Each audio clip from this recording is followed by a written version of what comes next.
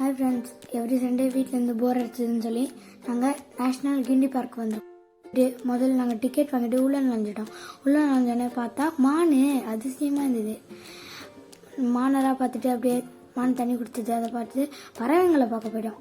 அங்கே கவர்மெண்ட் இப்போது புதுசாக ரெடி பண்ணியிருக்காங்க. முதல் பழசாக இருந்தது, புதுசாக ரெடி பண்ணியிருக்காங்க.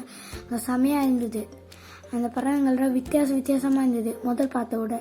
இப்போ அதை பார்த்துட்டு இந்த மரம் காமெடியாக இருந்தது. ஏன்னா இந்த மரம் பேர் ஆயா மரமா, ஆயா. அதனால் நான் புக்கில் படிச்சிருக்கேன் இந்த பறவை பேர் பெலிக்கன் அப்படின்னு. இந்த பறவை முதல் தடவை பார்க்குறேன். இது வரைக்கும் புக்கில் தான் பார்த்துருக்கேன்.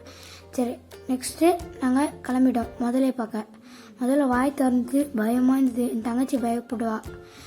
நெக்ஸ்ட்டு நாங்கள் பாம்பு பார்க்க போயிட்டோம். பாம்பு பார்க்க செமையாக இருந்தது. வெளியில் இருந்தது. அது பார்த்துட்டு நாங்கள் பாருங்க நரி பார்க்க போயிருக்கோம். நரி கண்ணுக்கே தெரில, ஓடுது. அதை பார்த்துட்டு நாங்கள் மயில் பார்க்க போயிட்டோம். என் தங்கச்சியோட மயில் அழகாக இருக்குது அப்படின்னு சொன்னேன். என் தங்கச்சி கோச்சிக்கினோடனே அவளை சமாதானம் பார்த்த நாங்கள் பார்க் போயிட்டோம். பார்க் போய் கொஞ்ச நேரம் விளையாடிட்டு அப்படியே டைம் ஸ்பெண்ட் பண்ணிட்டு என்னடா யானை இருக்குதுன்னு பார்த்தா எல்லாருமே கிட்ட ஆசீர்வாதம் பண்ணுறாங்க. பார்த்தா பொம்மை யானை.